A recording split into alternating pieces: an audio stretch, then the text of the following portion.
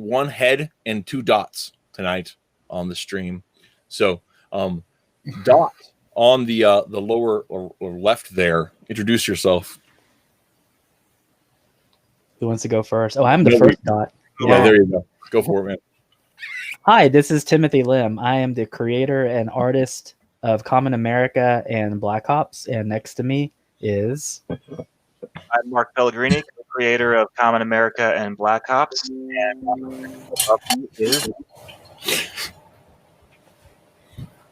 You're up, Schabby.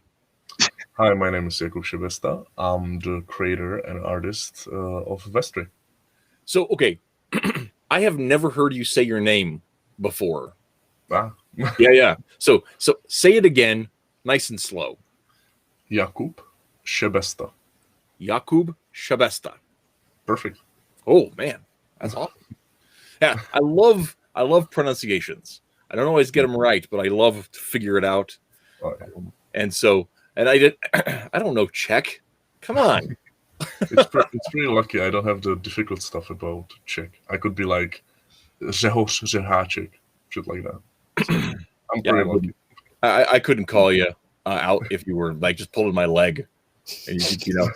I know so little about it that if I could be like, hey, teach me how to say where's the beers, and you could say, hey, you could teach me to say, hey, your mother is a cow, and I wouldn't know the difference. I know nothing about Eastern European languages. I know very little bit about the history of the Cyrillic alphabet, and that's it.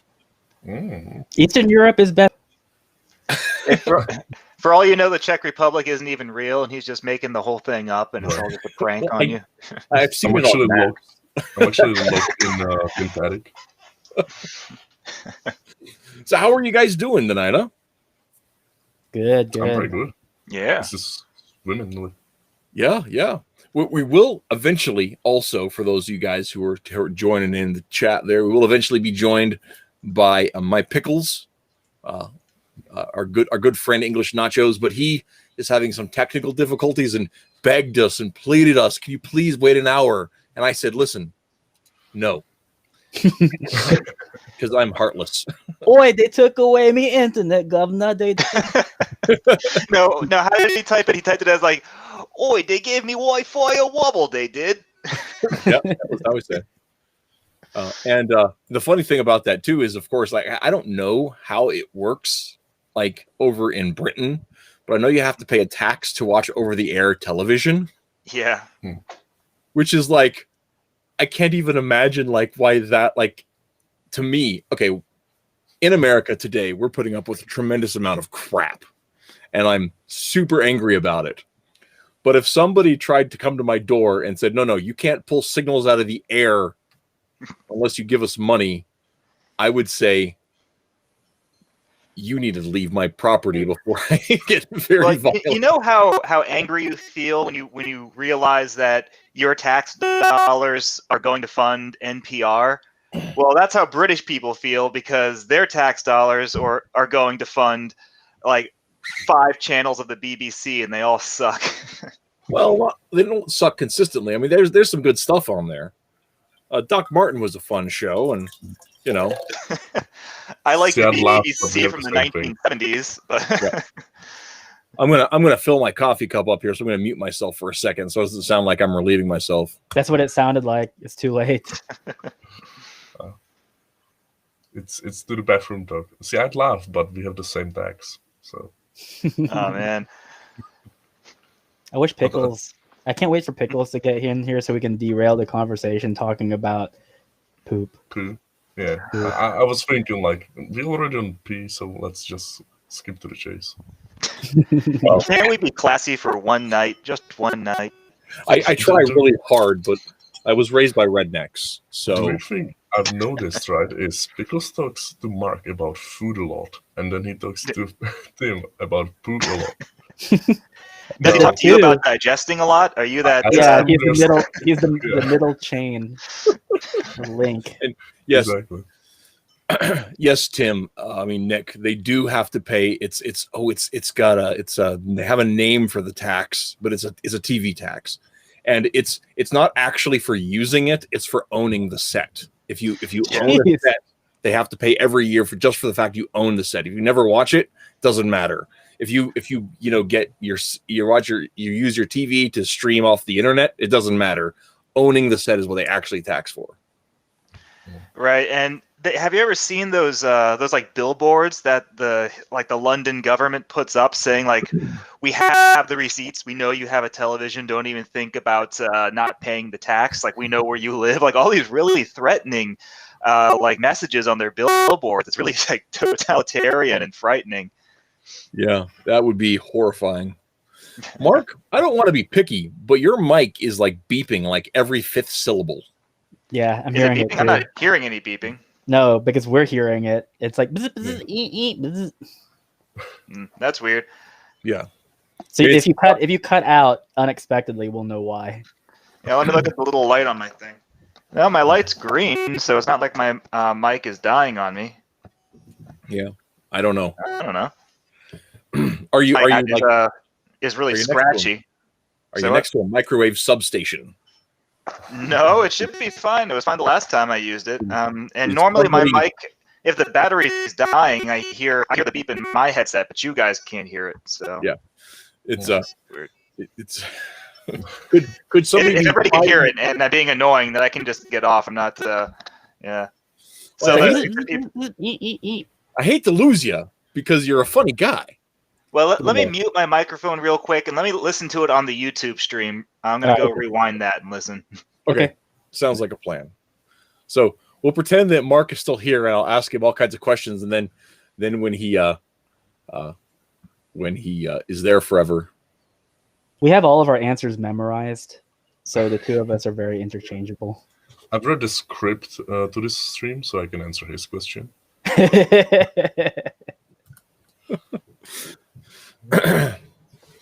Okay. Doug says, thanks for kicking these kids in the nuts for dragging my Sterling Flawless name through the mud. It's rare to find a good guy who takes a stand. Tell the rest of your band Fish I said hi. Who said that? Doug Tenaple. Is he in the chat? He is in the chat. Oh, cool. Hey, Doug. Doug's tuning in. I appreciate that. So I love the timbre of their comment, but I don't really understand it. So I don't know did something happen that I don't know? I don't know. There's so much nonsense these days with the Twitter drama. I don't know, man. It's the Twitter drama, the election drama, and I just, let's talk about comics. So, Tim, I am excited. I am so excited. I have been loving Common America. And the third volume is coming out in January, right? Yes. Or the campaign, I mean? Yes, that's correct. I actually finished the last page. All I'm doing right now is I'm collating everything and putting everything in order, doing one last round of edits, and then I'm going to send it to Mark, and then he'll proofread it. But we're ready to go. I got pricing. Like, all of our merchandise has already been ordered. 90% of it is here. So we'll be ready to go in about, today's the 17th. So exactly 1 month and change from now, we'll be releasing that pre-order. So you're going to be having so you'll have everything in hand when you launch the campaign. Yes. So for Common America 2, we did not have the standees on hand. We had basically a bulk in the order process, but because we were ahead of schedule, we were able to get everything we were able to postpone ordering until midway through the campaign. Now this time, a little bit different. Because of the bulk order of an item that I can't really reveal right now, I had to order them ahead of time. So we actually have a limited quantity in stock at the moment. And then the other one was a deal that I got during Black Friday that I couldn't miss out on. So I ordered another set. So we'll just have to see how the campaign goes. And then if we need to order some, we will. But in the meantime, it's going to be a little bit different than the second one in that there's going to be some items that are actually going to be limited. Which is cool. I mean, kind of depends. Well, I'm just saying that model of having everything ahead of time is just so enviable, right? I'm sitting here with we're stuck in a quagmire with our book right now, and I'm just so irritated. And there's just so much stuff that's just in the wind, and every time I see you guys, the progress you guys make on everything, and just like the scheduling and how you're just down to the limit, and you've got all that figured out, and you know your market enough to make projections of growth and all that kind of stuff. It's genuine businessman stuff, and I'm just like, God, I hate those guys. It's risky though. So there's very safe business that you can do, and then there's obviously like risky business. If you have a bank account, for example, and you invest in something like a money market or a CD, those are relatively safe investments because you don't lose any money per se. You put your money into either of the two, and then you watch the interest grow. And then basically the only thing that you're out of pocket with is that you temporarily don't have the money that you put into that account, but you can then withdraw it. So there are very good business decisions that you can make that are safe. And then you have the riskier ones, which you take because you feel like the payoff will be greater. And I'll give you an example. When we lowered our price point to $10, I'm so glad that Mark okayed that, because I thought this will either go pretty well for us or it's going to be a gigantic blunder on my part, because you price a book at $10, but if you're only selling like 50 and the production cost is like $60, not $60, but like $6 to produce, not even including your labor and stuff, you're going to be clawing your way out of a pit to do that. Yep. So, I mean, not every thing that we embark on from a business point of view is necessarily safe or replicable, but they're calculated. And we make them based on not an assurance of growth, but on a prediction of growth. And I think the two are very important to distinguish. Well, and I think that the working your price point with the numbers that you guys get, that's such an appeal, such a draw, and especially it's in some ways ironic too, because part of the whole deal with Common America was follow your own road in light of so much that's gone on with in the the indie comics sphere that we're all on the edges of over the course of those 2 years, and to find that to be able to say, oh no, look, we're going to go ahead and give some back to the customers because we know they have our back, and we're still making money enough to print the books. I think that actually will draw people in, because confidence sells. That's one thing too. You have a book that doesn't look like you're begging for attention. It just deserves it. Yeah, and at the time, I mean, there were other people who have pretty competitive price points, but these are people who have been in the industry and doing comics on crowdfunding campaigns for a long time. But for two relatively unknown people on a platform that's new to us, at least, I mean, it was risky, and I was kind of on pins and needles, wondering how that experiment would turn out. Now, here's the crazier thing is that, this is the dilemma I'm having right now. USPS has actually increased their postal rates for the coming year. So the question is, do we raise our rate too? And so I'm talking to the fulfillment company, and we've had several lunch meetings over the last week, and I'm of the mind that we do not. I'm going to take another gamble. So we're doing something else to increase the quality of our book. We won't tell anyone until they see it, but it's a major upgrade to the book itself. And I'm like, no, what will happen is, I don't care what the hit that we're going to have to take is. Let's keep the price point, up the quality, and we can make up the difference in terms of backers the next go around when they say, holy cow, these people didn't increase their price. I got a better book, and that's crazy. Like, I'm going to tell all my friends to back them. That's my gamble. So that's the next thing that I have going for me, and it'll either work or I'm going to look like a fool when it's all said and done.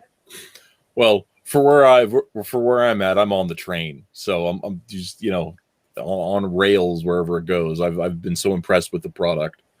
Oh, thank you, appreciate it. And not just the quality of the art, but like somebody on the internet the other day was saying, what about this? And I gave my opinion. I think what I love about the story you guys are weaving is the sincerity of it all, and how you show heroes that are heroes because they want to be heroes, because they can do it and they want to do it, not because they're driven by some sort of like vengeance or some sort of whatever. And I think it's a good place for those stories.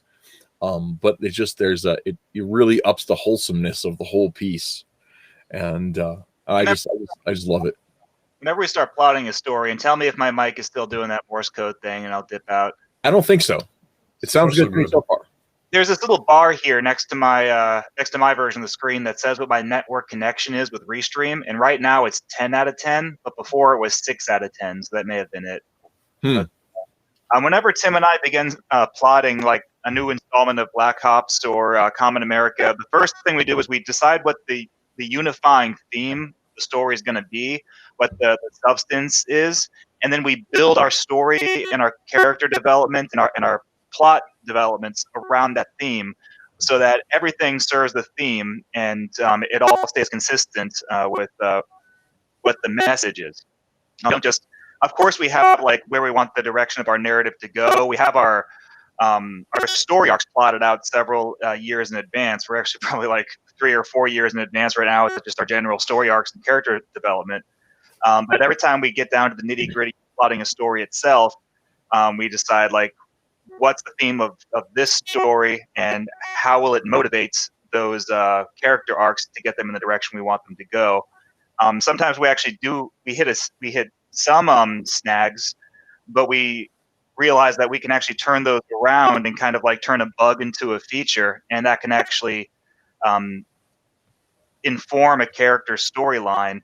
And I'm not going to give anything away with that, but some people might call us out on a contradiction in Common America 3 with a certain like character development, character arc, but that's actually something that we plotted out and is going to pay off in a future issue.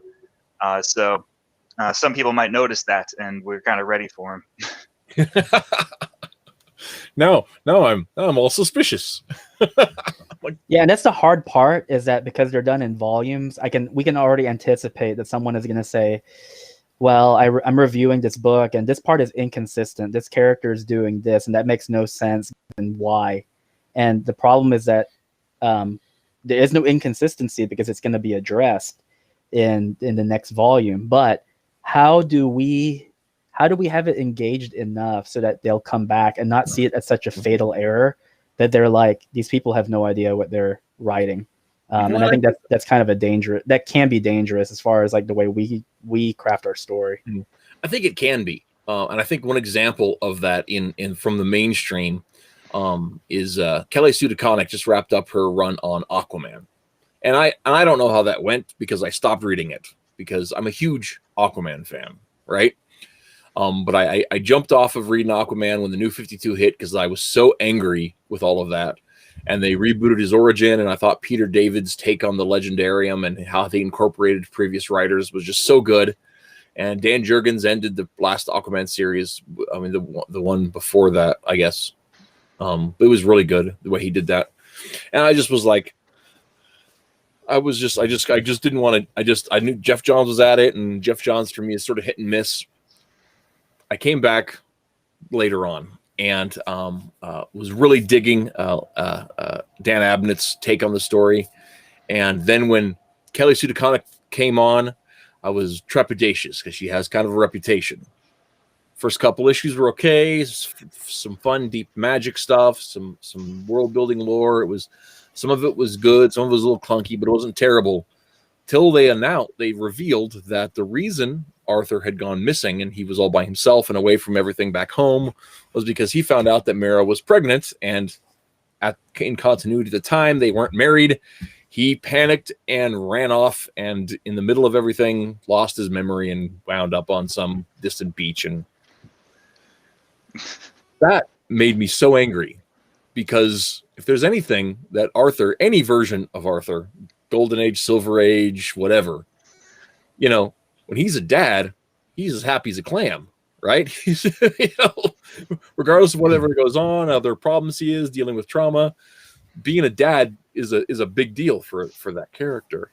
And the idea that he would, need to figure himself out was just so repugnant to me. I called my comic shop up and I said, look, I know you order 2 months in advance and you've already got extra copies of Aquaman coming. I will buy them because, I want to do business with you. I don't want to get any more of these. I said, I am so angry that I will spite buy them. So I don't want to do wrong by you guys, but this is crap. like we didn't I write mean, when some new writer comes in and maybe it's a reboot of a property I'm familiar with, if they make a fundamental change in the reboot, I'm willing to give them the benefit of the doubt and hang in there for a while just to see what they do with it, how they exploit the new idea. And if it works, I feel like, so the 2003 Ninja Turtles cartoon, right? They Okay. completely changed the Shredder's origin, where it turns out that Oroku Saki, and this is like a big reveal in the second season, that Oroku Saki, he gets his head chopped off at the end of the first season. You think he's dead, and then he comes back in the second season, and then like a compartment in his stomach opens up, and he's got an Utrom alien, the same kind of aliens as Krang, in his stomach. And it turns out that Oroku Saki in the 2003 cartoon was actually this Krang alien the whole time. And a lot of people just like a lot of old school Ninja Turtle fans just kind of like just dropped out of the 2003 cartoon midway through the second season because like that's like a huge fundamental change of what the Shredder is supposed to be, his character and everything. But I kept watching, and the show got better and better. They got so many new story opportunities, and they expanded the mythology, they expanded the characters just from that idea. And it didn't really change who he was, because once he's in the suit and he looks like Oroku Saki, he's Oroku Saki, and his whole backstory with Hamato Yoshi and the Foot Clan and all that is the same. But then he also has this outer space sci-fi thing, warlord thing going on. He's kind of merged with the character of Krang, and they did a fantastic job with it. And I can say the same thing for the IDW Ninja Turtles comics up to a point, like around issue 100, they got kind of bad. But when they started, Tom Waltz and Bobby Curnow, again, they added this idea that the Turtles and Hamato Yoshi and Oroku Saki are all resurrected. They're all reincarnated into new lives. And so the Turtles are actually Hamato Yoshi's biological children reincarnated into new bodies.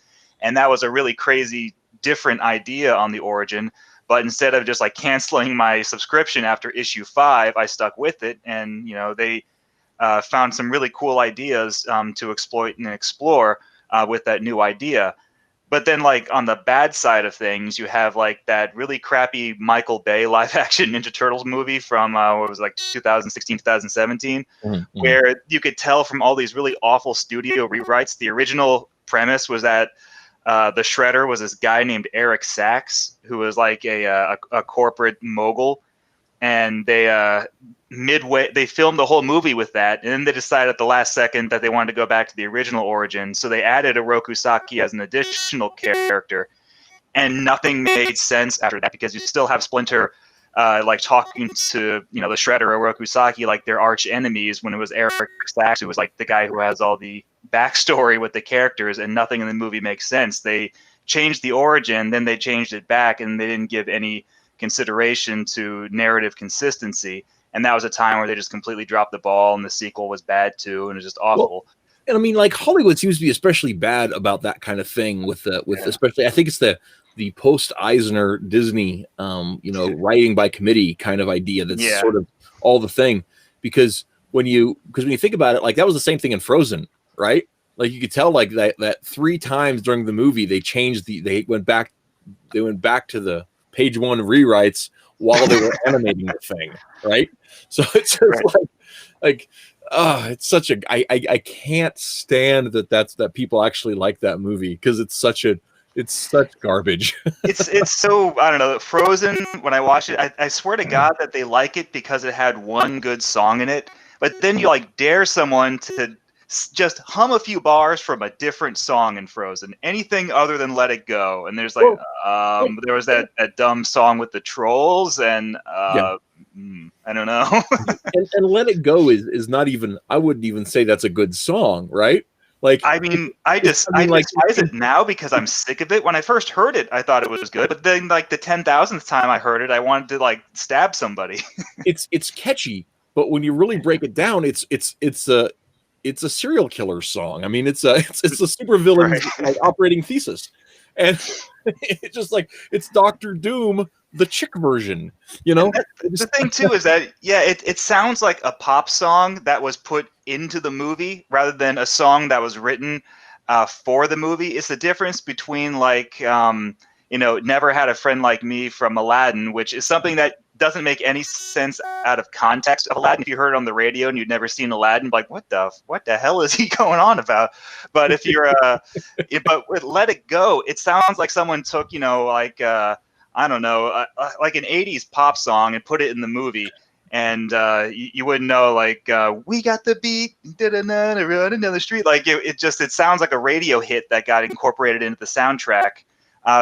Personally, I think the most underrated, like, Disney soundtrack is Princess and the Frog, where, like, every song in that movie is good. And I remember every song in that movie. And it's remarkable because I hate Randy Newman. I want to just drop him off a cliff. But he did a really good job on that soundtrack. And I remember every song. But like Frozen is just a movie that has one song that everybody loved, and it's so overrated. Oh, so Eric Hawkins, he decided to show up to say, dropping by to give a like, got to get to another show. I see how we rate. Oh. It's the drawn quartered thing. I'm sure he does that most Thursdays. So Eric Hawkins, stay for Schabby. yeah, Yes. yeah. Come for the Matt, stay for the Shabby. Yeah, no, Pickles. I don't. Very. I think Nick is the only person that comes from Matt. I think that's it. So that's okay. That's okay. It's all about the guests. That's the whole point, right? I thought Matt had a wife. I was what? I thought Matt had a wife. Oh, I do. That's true. That's true. But she doesn't. She come to my show typically. So But she's not gonna like burst that curtain behind you. Surprise! be like, Happy Halloween. It's Christmas. hey. Oh crap. I've been RJ does say I hung up on Paul Cooperberg to come say hi to you guys, which I appreciate, but I think you were probably already done with your interview. So I know you guys started at 6 and you usually run about an hour. So No, he hung up on a mid-sentence. Right now, Paul's like sitting there by the phone, like, "You've made a powerful enemy, Critical." actually, I definitely need to go back and watch that. Paul's done some amazing. I say Paul like I know the guy. He's done some amazing work. I've never met him. It is shabby, but not too shabby. I think it's the first time Schabby and Mark have been on a stream together.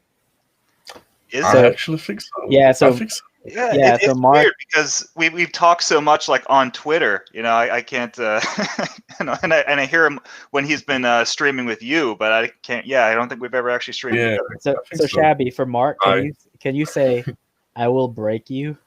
Okay. Mark, I will break you. Oh my God! I got wood. Oh. Nice. I saw all the way in his penny.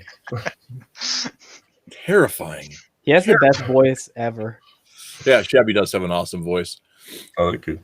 Yeah, I appreciate that. You're the funny Oh, thing. shoot. The funny thing, Shabby, I have to say is like for like an artist, you like break all of the rules.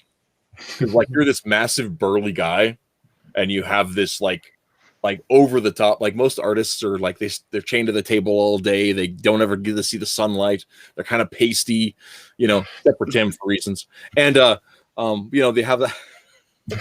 You're just like, hi. I'd like you to know that I am in fact testosterone. How's it going? It's pure testosterone. This Pure man. testosterone. You're just made of it. Made of this. Oh well, I don't know what to say. That's so kind. It's a weird thing to say, so you don't have to feel like you need to respond. But it's just when you were sharing that log that you got for Christmas or whatever it was, and I was like, my God, that man's a beast. No wonder he draws a barbarian comic.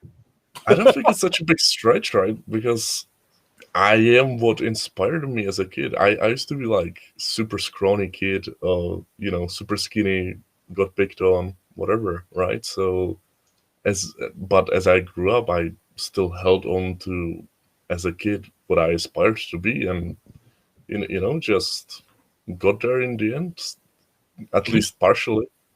Well, I mean, I think part of the thing with the stereotype of how we look at artists a lot of times is that I think a lot of artists fall into wish fulfillment, right? And comics are kind of like wish fulfillment on their own.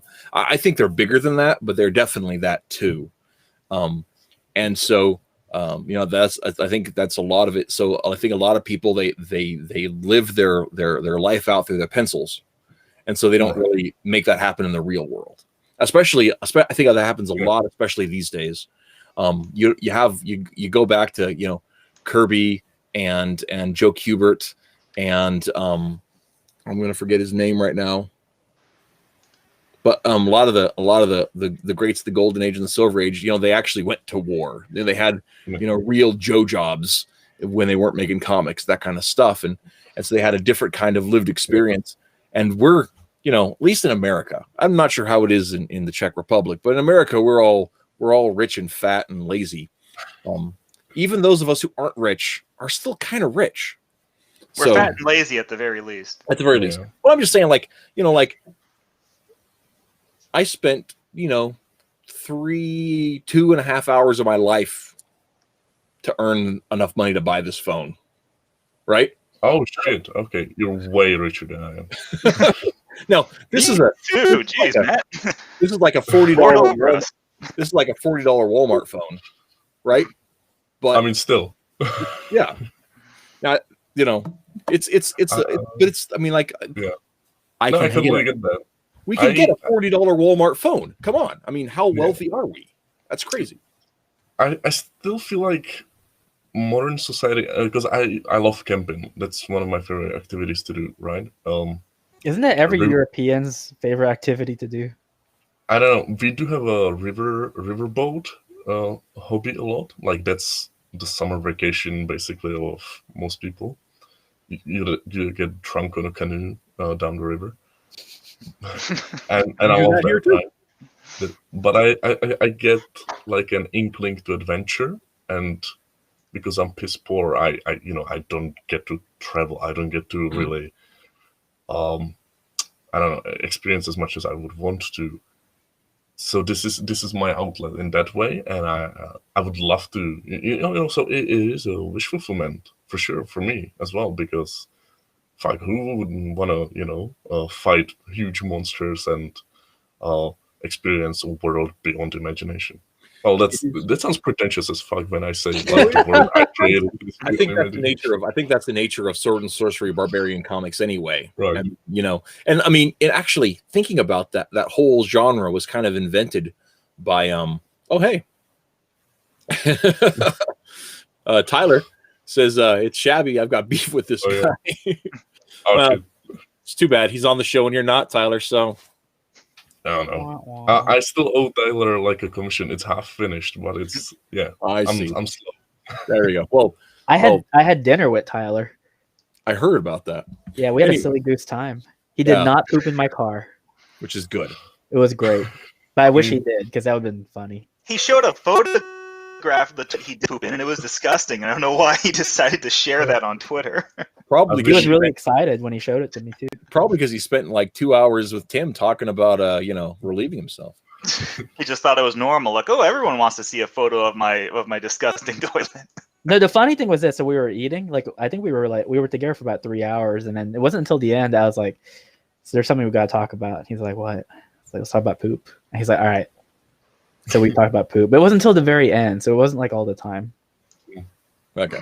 Well, then I guess I misspoke. People who are tuning in just now, they're like, "Oh, we're going to hear this talk about Vestri and Common America," and they're like, "Oh, I think we're in the wrong stream." Yeah, that's probably it. But anyway, back to what I was saying is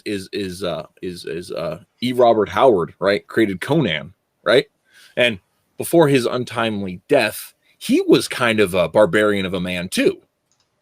Actually. So, he's a big guy. Yeah. I mean, and like, got into bar fights and talked about that men should be that kind of a person. I mean, like, Conan was an ideal. It wasn't just a character. He was but he also hated himself and committed suicide. So well, no, I mean, there are lots of things that go into that kind of, like, Hemingway.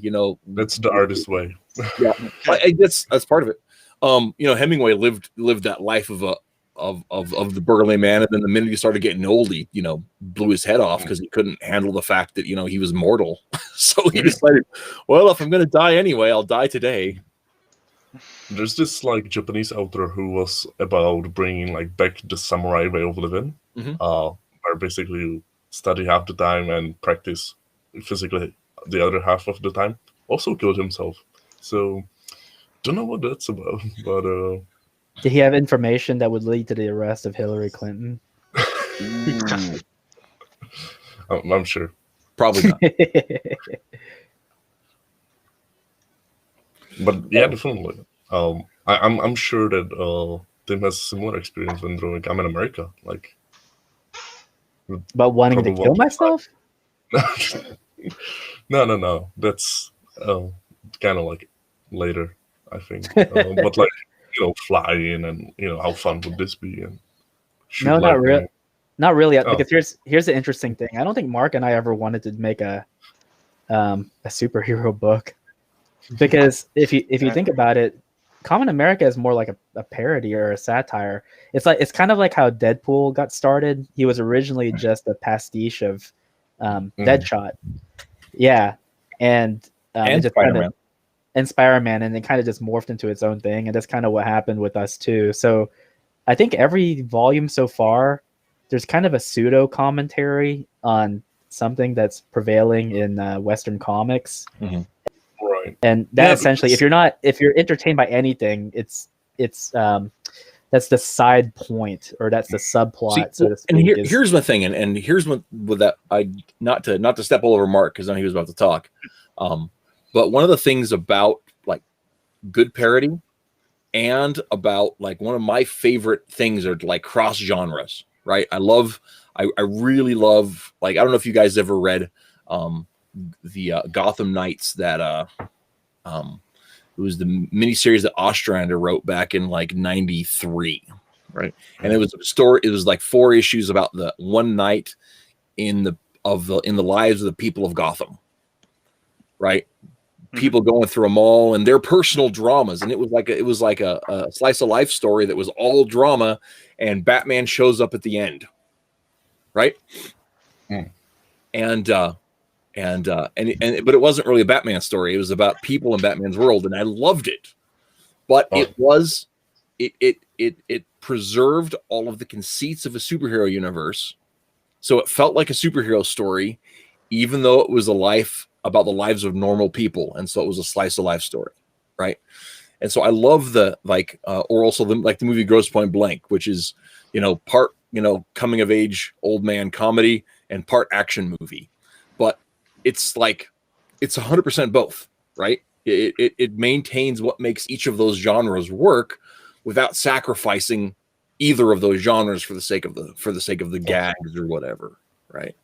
The murders feel real, all that kind of stuff. And so I think one of the things you have with Common America is, yeah, you're playing with some tropes, you're making a little bit of pastiche stuff, but it's still, you're not, it's still real superhero stories. And it's also, still very much that, and I don't know the name of it, somewhere in the world, Marmaduke fan will, if you ever watches this, will mock me for not remembering, because he talks about it. But it's that Japanese girl story, right? That genre. It still has that, like, not quite slice of life, but that kind of thing. God, I can't believe I forgot that. Not Sentai. Sentai is the Power Rangers. No. There's like a magical genre, girl, like girls' adventure stories. Shoujo. Shoujo. Yes.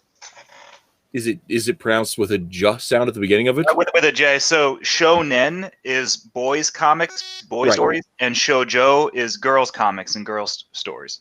But it's okay. But the initial sound, just to make sure I've got it, is a shoujo. Yep, shoujo. Okay. Shoujo. See, when you first said it, I thought you said JoJo, and I was like, Bizarre Adventure.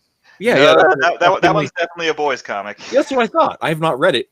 Matt Krotz tells me I should, but whatever. Also, I'd like to take the point to totally break out of this, since I brought Matt Krotz up. Did you guys notice that he is talking about getting decoder rings for his next campaign? I am so jealous that he's doing it first. Because I've wanted to do decoder rings for a decade, but I haven't got the resources. I think that was before my time. I never owned a decoder ring ever. It was just before my time too. Like I'm 42, right? So I grew up in the time period when Cracker Jacks moved away from cool prizes. So like and into like stickers. Yeah. So rub-on tattoos, yeah, rub-on tattoo. And like, I had a bunch that were like little paper puppets. And they were cool, but I mean it's a paper puppet. It's not like it's a sheriff's badge or a whistle or a even little figurine or whatever.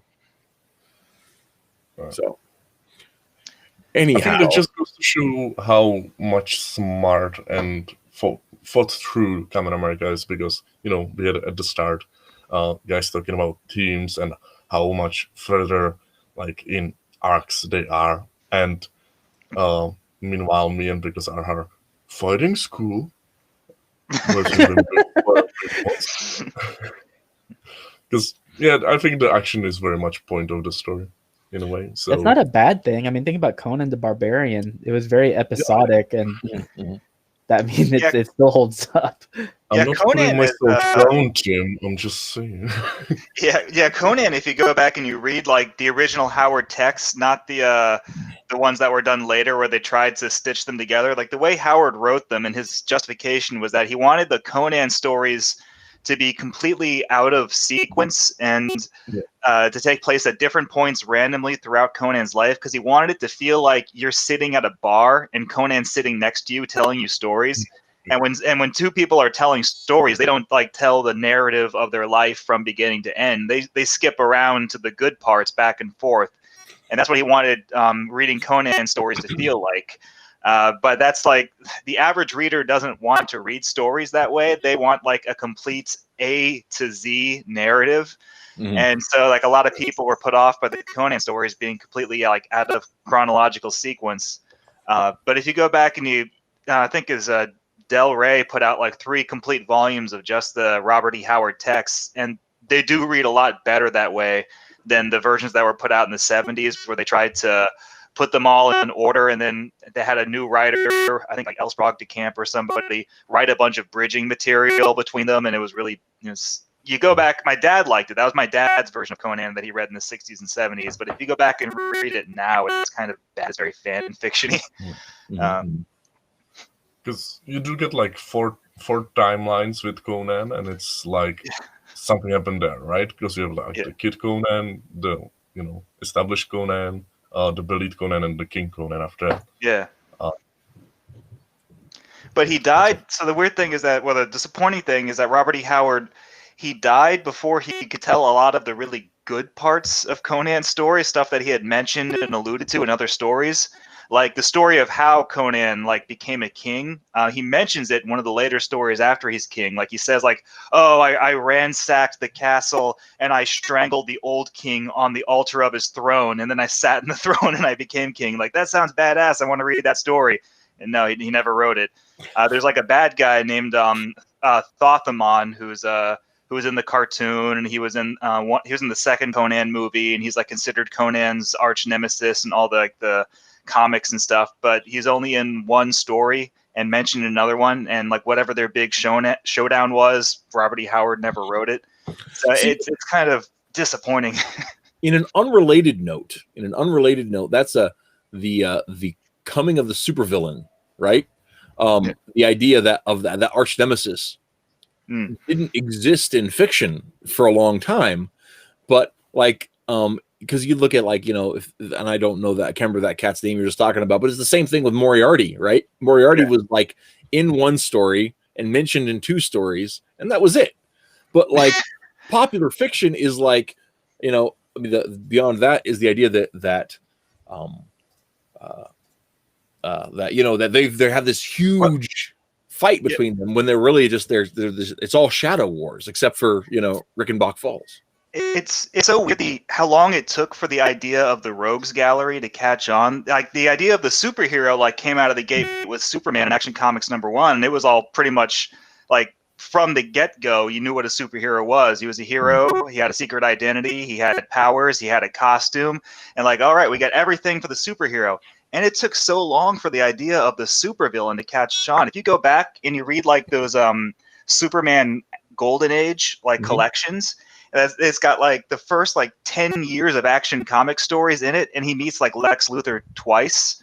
And there's like some other mad scientist called the Ultra Humanite. He meets like once or twice, and there's just he doesn't have any arch nemesis. Doesn't even have any really recurring enemies. Well, and the thing is, in a lot of ways, they DC stole that from Fawcett, because the Savannas and the Seven Demons and all that kind of stuff, they got out of the gate. The CC Beck and what's his name, the other partner, I can't remember right now. I think they may have been the first rogues gallery. Exactly, but even that's kind of weird because like everyone, if you ask someone nowadays, like who's Captain Marvel Shazam's, who's his arch nemesis, and if they don't say Dr. Sivana, they say Black Adam. But in the Silver Age, Black Adam was in one story, and then he died, and he didn't get brought back again until like the 1970s or the 1980s. He was just a one-off villain. But now he's like considered, his arch nemesis because modern day writers use him so much. Yep. I think it was Batman was like the first. He was the first like superhero comic to really have these recurring villains that just came back over and over again. And even that was like an accident because the Joker was supposed to die in his first appearance. And like the editor said, hey, draw a new panel or draw like dialogue where a paramedic says the Joker's going to live because we want to use this guy again. Yeah. And that developed the idea of the recurring supervillain from there. Whereas like, Dick Tracy just blew everybody's brains out at the end of his storyline. The villains never came back. Well, that's not entirely true because not everybody. I mean, like a lot of people, like Flat Top, Kate was like routinely there, and there was a lot of death, but there was also there were so many henchmen that would just get rounded up as he was going after whoever the mastermind was in the particular story. But Flat Top died eventually. I mean, they all he did eventually. Their fate. I had the complete compendium of those Chester Gold Dick Tracy stories, and they're a hoot. I mean, so the only person I can think of, I think the Shadow is kind of like that, but his rogues gallery is nowhere near as prominent. But the Punisher has that bad habit too of basically none of his rogues gallery can stick around because part of his appeal as a character is the swift dispensing of justice. Right. So now it's like Jigsaw is back again. Oh. Yeah, I just read that they're actually bringing Barracuda back into the 616. Oh. Because I mean that's the only place they can bring him in the Max line. The guy's dead. I mean, there's no way that guy's coming back. But it reminded me of I remember as a kid I was reading this Dick Tracy comic strip, and I just thought it was the coolest thing. It made no sense, but it was I think it was Shoulders. Like they were having like this chase, and they chase Shoulders into a hangar, and so Shoulders gets into a biplane, and so Dick Tracy gets into a biplane. So all of a sudden, like he can fly, and they just had to shoot out, and they shoot Shoulders. He's like, ugh. He slumps across like the whatchamacallit, the steering column, and he collides into a water tower, and then the water tower explodes. And I just thought that was the coolest thing. I loved Dick Tracy when I was a kid, and that book of old strips. I was like, oh my gosh, like this guy just offed his whole rogues gallery.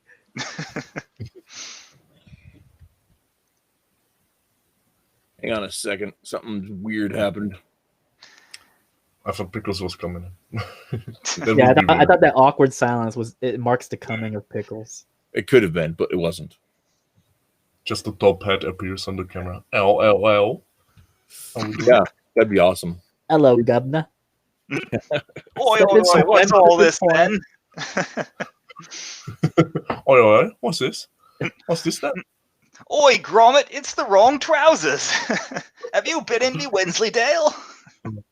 One of my favorite jokes I have between Pickles is Gromit and Krampus. Or like whatever his name is. Wallace Gromit and Wallace. Yeah, so I always forget their names, and he hates it. And then I just purposely forget it and be like Crumpet and Cranky, and he's like, what? Cranky. And I'm like, that Groompy dog really loves some cheese, eh? And he's like, guy likes the cheese. His name is Wallace. You know, it's funny that you're making fun of the British cartoon. So literally, I think the only Czech animator most people know is Gene Deitch, and they know him because he's the guy who brutalized Tom and Jerry in the 1950s and did those weird abstract Tom and Jerry cartoons nobody liked.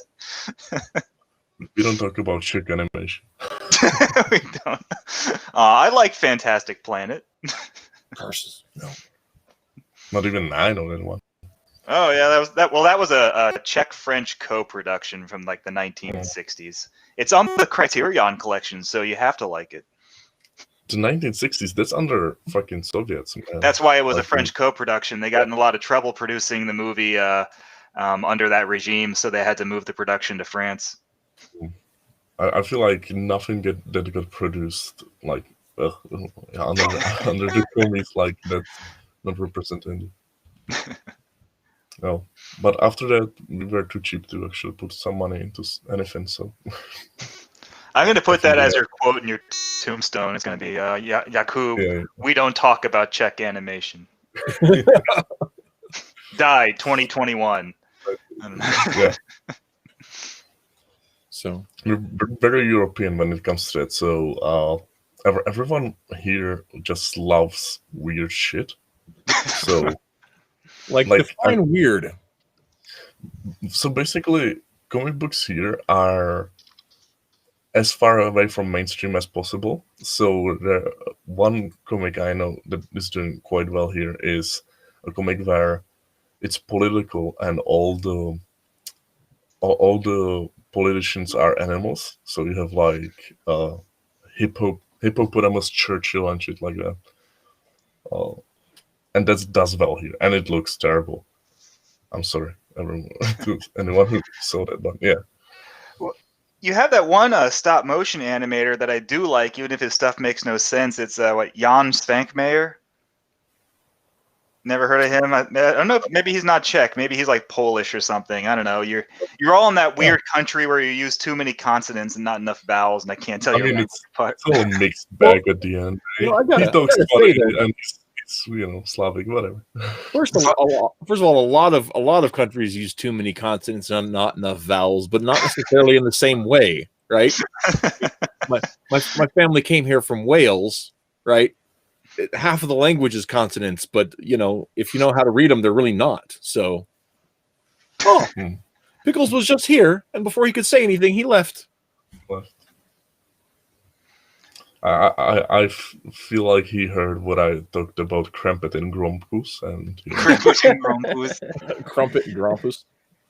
Well, hey, can I ask you, Schabby, about this Czechoslovakian TV puppet character, and I don't think I'm pronouncing it right. Slinjeko?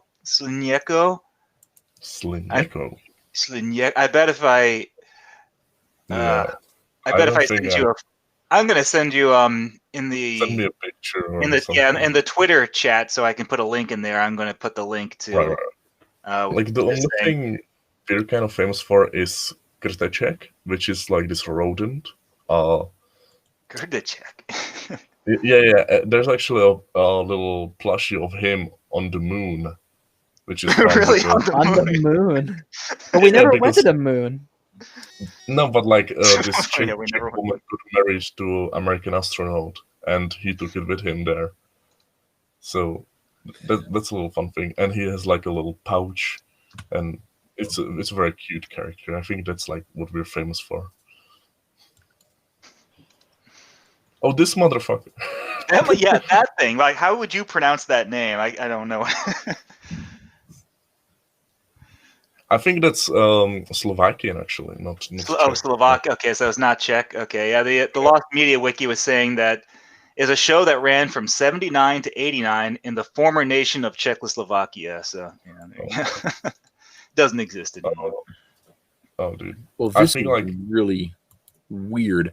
I was trying to highlight something from the chat, and it's not letting me. Bring it on over here. Well, that's just bizarre. Anyway, yeah. Sorry, yeah. Some big jerk had said, I'll just read it. It said the difference between what is the Welsh like to double up the same consonants, and Eastern European just piles a bunch of different ones all together. That's definitely true, but also the other part of it is that because like the Eastern European languages, the alphabet's different. They try to make it make sense with the Latin alphabet, and it doesn't because the rules don't match. So that's why the Cyrillic has different characters. It doesn't make any sense. That much I know. That's the end. That's the what I know about it. The other thing is that in Welsh, many of the words that in English we use, letters that in English we use for consonantal sounds are vowel sounds in Welsh. So the Y is an I or an I. The W is an U. Almost always it uses a vowel, a W. Things like that. So the double L is its own thing, which I don't want to get into. But yeah. That's when you suck too bad. What? Double L, that's when you suck too bad. Pickles, you hear? Dylan. Can you hear me? Cookies. Yeah, he just hasn't had anything to say yet, man. You gotta speak up in this crowd. How's it going? He's not even here. He ate too much haggis and he can't talk. He's just sipping on his tea. Do they even right now. have haggis there? That's a Scottish thing, but I'm sure that they eat it in England because I think Pickles would probably eat it if I don't miss my guess, but I just don't know if it's readily available there in Manchester. that guy eats jellied eels. I don't think there's anything he won't eat. Boy, governor, speak up then. I don't know. Maybe his mic isn't working. Maybe. The food difference is like probably the most contrast of like Europe. I think like every country has like wildly different tastes and wildly different cuisine. But they're all extremely passionate and protective of their local absolutely. cuisine. It's like like their cheeses, they have all these crazy cheese laws where you can only call your cheese like Swiss if you make it like in this style within this region. Same thing with wines. You can only call your wine like a Merlot or something if it's in this region or whatever. Well, Merlot is actually the name of the grape. Okay, I know. I'm just speaking like thinking of that. Okay, I'm sorry, like a Pinot Grigio or some bullshit. I don't know. Yeah, Pinot Grigio is also the grape. Well, then what the hell? You're thinking of things like Burgundy. Burgundy. Yeah, thank you. I don't drink wine. Or champagne. Champagne is only really champagne if it comes from the Champagne region. And like brandies in France. Like cognac is only really cognac if it's brandy from the cognac region. So yeah, those are the ones that I know about. Are those? Yeah, but they have that stuff protected by law, like camembert. You have certain conditions you have to make it in certain regions you have to make that cheese in, or it's not really camembert and it can't be sold in certain regions. It can be sold in regions as a camembert-like cheese. Yeah. But not like as real camembert. Until about 10 years ago, that's how bourbon was in America. Really? It was actually, yeah. Bourbon was sour mash whiskey from Bourbon County in Kentucky. And until about 10 years ago, that was like nationally recognized here. But it got changed somewhere, and I don't know exactly how, but like now you can buy bourbons made all over the place. And I don't like that, frankly, as a whiskey drinker. I think that actually cheapens the history of the beverage. Well, yeah, it's like you said, yeah, it cheapens it. It's like I don't want scotch made in upstate New York. I drink whiskey from upstate New York, but if it's scotch, I want it to come from Scotland. It's funny. I was talking to I think it was this morning when I was talking to Pickles about cheeses, and we're talking about cheddar, and he brought out his proud Englishman cards. Like, cheddar is actually an English cheese, and if it wasn't made in England, then it's not true cheddar. I was like, but my favorite cheddar is actually Australian cheddar. Like, that's shit. It's not cheddar. I go, but in Vermont, we make plenty of good cheddar. It's not cheddar. Yeah, actually, they're not thinking about it. I remember the company Cabot is they make cheese out of Vermont, and their cheddar is very much like Welsh cheddar that I've had too. that I've actually had imported. But with some of cheeses, it has to do with the actual some cheeses aren't the place that they're made, but the specific cultures that they're made with. Yeah. And Bacteria. so that can affect the different bacterias and fungi and whatever else that go into them. But what I found out that was really enlightening was that there's no regulation on the term Kobe beef.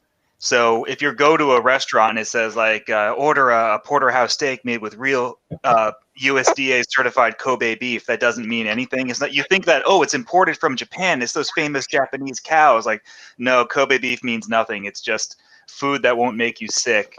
Like the actual like Wagyu beef, which is what people think about when they think about the Japanese cows, where they have to drink beer and they give them massages and they have that perfect fat and meat marbling. Wagyu beef actually can't be sold outside of Japan. They can't export it because they can't produce enough for other countries. It's strictly, you can only get real Wagyu beef in Japan. So if anybody like sells it at a restaurant outside Japan, they're just lying. So that's why everybody says Kobe beef. I have a question, right? If you could choose to live the Wagyu life, would you do it? As a cow? No, like let's say as a human, right? Let's say as a human, you're pampered your whole life, but they're gonna kill you in like your 20s. No. And you're gonna get... No. I would rather live to be 70 and mediocre than have a good like 20 year span. It's like the Aztec sun god, they pick a person in the village and they treat him like a god for a whole year, cater to his every whim, and then at like the summer solstice they cut his heart out on an altar. It's like, well, you had a good year, so we're just going to call it even and cut your heart out. So I wouldn't want to, because I think that and this is one thing that one of the reasons that I think that Marx is so stupidly wrong. Life is struggle, right? It's not a conflict of powers. That's the whole point, is struggle. Everything worth having is worth fighting for. And everything worth having is made from fighting. It's made from conflict.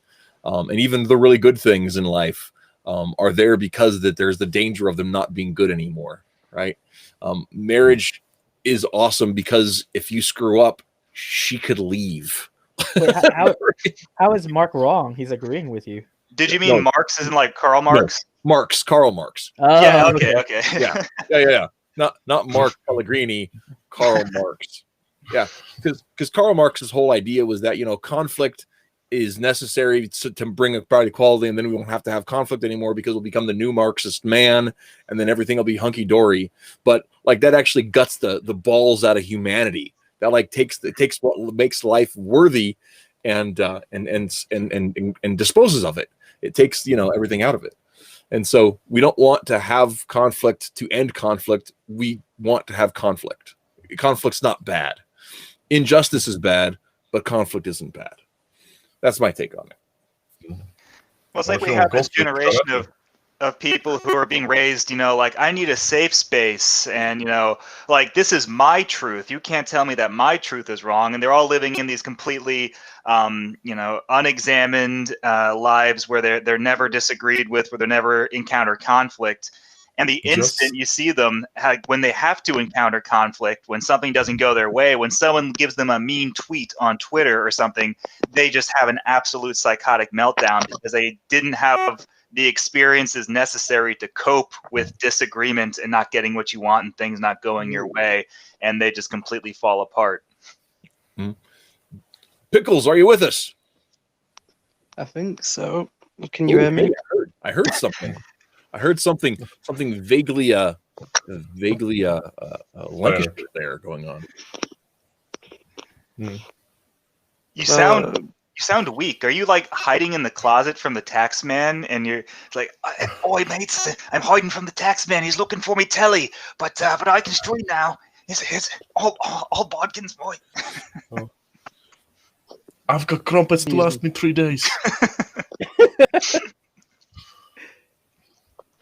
I have to use my phone data. Oh, you're using it on us? Is there a license for that too? I have to... No, I don't. That's why I'm being quiet.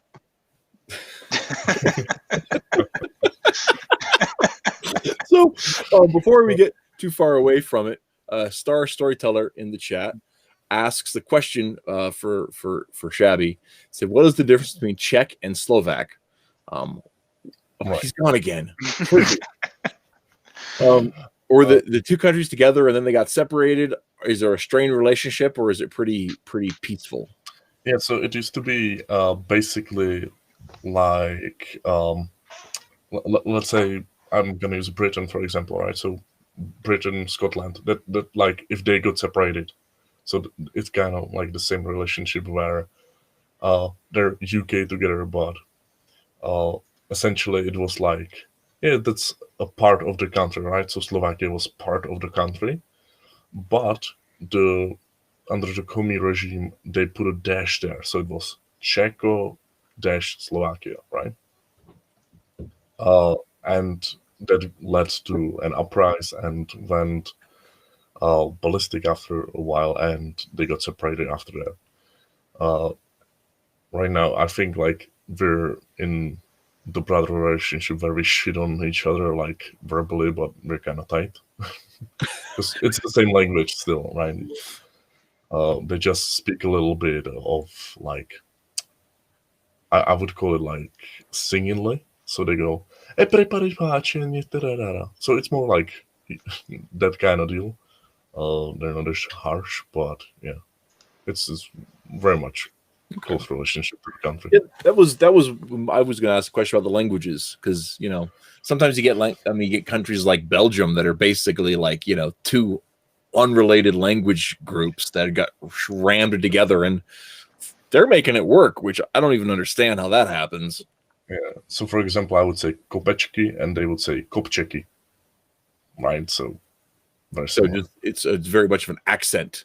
Yeah, basically, like some words are different, but you can basically understand them no problem if you check. Cool. Are you with us again, Pickles? Yes. No. Just type, mate. Just type in the chat, just for fuck's sake. So, here's the question that I have about Vestri. Right? Is it based at all on like anything real, the world of Vestri, or did you guys just make it up? Essentially make it up, right? I think we kind of bullshit it together. The fun thing is, it all started as an exercise for me to draw. I just needed something like sequential, and it spun out into this thing, which is like being amazing. So, and what is the name from? What is that? Right. So Vestri is a name of it's from Northern mythology, and it's a name of like basically a giant. There are like 4 giants who fell from the armpit of a god, and like it's like one giant is for each. Like you have like the North giant, you have the South giant, and Vestri is the obviously best giant, right? So, and that's the mythology, right? And I basically just thought it was a cool sounding name. It was kind of like a placeholder. It kind of stuck around. Okay. Well, that's cool. I've wondered about that because obviously your character isn't named Vestri. Your character is Damon. So I was curious about whether that was the name of the land that they were in or how that worked out. Yeah, so it worked out that the continent it's set in is called Vestri. Yeah. Okay. So and that's the giant of the West. That would be the giant of the West. Okay. Very cool. I love mythology, so the idea of tying that in is neat to me. So. Oh yeah, like because we have like files online we share, and there's like 4-page file just on like the mythology that you'll probably never hear about. Like Pickles wrote it out.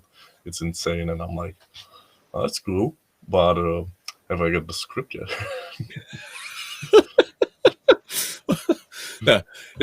Hey, that back matter is important.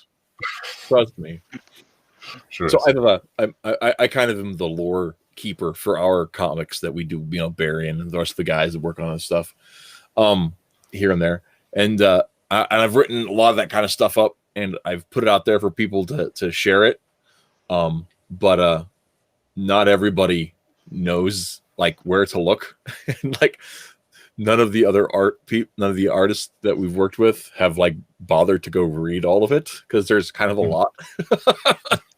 And so whenever I'm working with Barry or with Tall or Rolf on a thing, they'll be just like, okay, tell me about this thing in the script. And I'm like, it's in the back matter folders. And they're like, yeah. Tell me about it. So I go and I copy and paste it and put it in the email, you know. That's important, yeah. So, important job. So now with since we're on the subject, Mark and Tim, which one of you guys, or do you both kind of keep track of your lore, such as it is? We work on it in tandem. I'll bring up something that I think is a good idea, and then Mark will either agree with it or not agree with it, and then and then he'll bring up something as well, and so we just kind of ping pong off of each other. I don't think there's never been a time where we scrapped a concept altogether. At most, we shelve it for something else, and people will see that with Volume 3. In Volume 1, there was an idea. Actually, no, I take that back. There's a big spoiler in Volume 2, and that spoiler was originally going to be the ending of Volume 1, but Mark said that the scanning of it was kind of a momentous thing that happens like right at the very end, and he said it would be a better payoff to have it for Volume 2. So that's like one example of how we rearrange things, because it's a universe that we work on 50-50, so we don't really negate each other's opinions. We just try to work them in at a later time. Yeah. So like I'll write like story Bibles and character Bibles just to keep track of ideas that I haven't used yet. But generally, because we work together, if we've used an idea, we both kind of have it archived encyclopedically in our head. If I have a fresh idea I want to run past him, I'll write it down and I'll keep it organized. And we'll workshop the ideas back and forth. Like I can't give anything away right now because I'm writing it at the moment. It's Black Ops XCOM in America. There was a character idea that I had, and when I was writing up a character Bible, and I was just coming up with a bunch of potential characters for the Black Ops universe, good guys, bad guys, what have you, cryptids and various animals, and just like basically taking notes on all the potential ideas we could use. There was one character that I suggested in my notes that we use in one capacity, and Tim liked the character, but he's like, can we use it in this different context? And it's like, that's actually, I like that idea, because it was different than the way I would have implemented the character, but the character stays the same. They're just in a different position than how I can talk about it when it's published. But it was the idea that we both have, it's like Tim said, we don't throw away each other's ideas. We just workshop them, and so that they fit into our narrative. Oh, guys, I have a cool cryptid for you. Yeah. It's Czech cryptid, and it's this giant made out of clay. His name is Golem. And he has this. He's made by Jewish people. Yeah, he's made by Jewish people. So you know it's quality. And you can control him with like a little ball. It's just like a chip, and place it in his forehead. It might be because he's in the team up book, but I'm not going to give anything away. Oh, look at that! So that's purely Czech cryptid, I think. I didn't know that. I always thought it was. I thought it was a Jewish folklore thing. Well, I don't think those are exclusive. No, I don't think so either. But I think so. The difference, I think, is this: so you have cryptids, you have legendary creatures, and then you have, I guess, fictional creatures, if that makes any sense. So you have some that are definitely 100% fake because they were passed down through oral tradition, such as like the headless horseman or the golem. And I might be wrong. You might be right. It might be actually like a cryptid. But the story I was told was that there was a guy who made a giant out of clay, and then he wrote something on his head, and it came to life, and it went crazy. And then you have legendary creatures, which are kind of like cryptids, but it's things like, for example, Quetzalcoatl, who is a godlike serpent, but is also kind of in that legendary creature status, in that some people claim that it's like a real thing. And then you have cryptids, which are kind of like Bigfoot, Loch Ness monster. They almost fall into that category of being scientifically plausible or something that people think is real. Yeah, we have one, and that's his whole point is he steals your socks. That's his whole deal. He steals your socks? His whole thing is what? Yeah, so there's a little monster that steals like one of your socks every time, and that's how you explain like why all the time your socks disappear. It's like that sounds like a Japanese creature. That's how the Japanese Right? creatures and ghosts are. There's no real beginning or end. They just do stuff for no reason. I think I had this whole book of creatures, and it was like, yeah, this one, he does this and this and this. So a lot of fun. But with cryptids, I like the Vodnik creature. That's why I didn't want to insult you guys, but between the main story and the Ashcan, I like the Ashcan's villain a whole lot better. Yeah, because and the guy who actually the Vodnik, is I thought that was really cool. I was like, oh, dude, this crazy looking guy turns into like the creature from the Black Lagoon and drowns people. Well, and I actually mentioned that in my little mini review that I did on Twitter. Is I liked. He's gone again. Curses. I liked Vodnik much better than I liked Vestri. I didn't dislike the main book. The main book was great, but because Vodnik has a firm beginning, middle, and end arc, it feels more full, even though it's only like 10 pages. So it left my story belly full, whereas the main story left me a little hungry. Which that's a good thing in my opinion. Yeah, it's not a bad thing. I already bought the second one, so in the second Ashcan, he fights a giant, but lesser giant. So I love it. Should be fun. So I want to ask you. So I kind of cut you off there, but in the Czech legend of the golem, how do you control it? You said it's a ball? Yeah, so it's called Sham, and it's a ball with runes on it, basically. And you place it in its forehead. And whoever places it there is its master. So the only thing you can do is pull it out and stop the giant with it. But sometimes... Okay. Yeah. No, go on. You got to the good part, but sometimes, and then I cut you off, sorry. But sometimes the giant gets hot, and the little bit you can't remove it because it's too hot, so that's the problem. Wait, so what happens if it gets hot? Well, you can't pull it out with your hand. Oh, because your hand gets burned. Yeah. I haven't heard that version of it. The one I heard was basically a Jewish guy was like, I'm gonna create a creature. And then he writes something in its head, and it's like, oh no, it's going crazy. That's literally the only thing I've heard. I've heard that version of the story. That so there's this old silent film called The Golem from 1921. It was by a German director. It wasn't a ball in the forehead. It was a medallion that got stuck in the golem's chest, and the only way to make the golem go back to being inanimate was to pull it out of its chest. But the longer the golem stays animate and alive, the more it wants to keep being alive. So when the rabbi tries to take the medallion off its chest, the golem swats him away and won't let him remove it. And then he goes on a rampage and kills all the Jews in the ghetto. I've heard this cool rendition where, because originally the golem is a big slab of clay, and he was somewhat modernized, where they sculpted him more. So they found him in an attic, whatever, being this giant lump of clay, and they sculpted him into more human shape. So he became just a big dude, right? There was a modern story. I like the idea of it, but it just led to him being a zombie, whatever. Was his name Schabby? No. Yeah. Was his name Gumby? No. There you go. I never seen Gumby, and I got so much shit for not seeing Gumby. You got shit for not seeing Gumby? That's harsh. That's really harsh. I mean, you're on the playground and hey everybody, look, it's that stupid motherfucker who hasn't seen Gumby. Let's get him.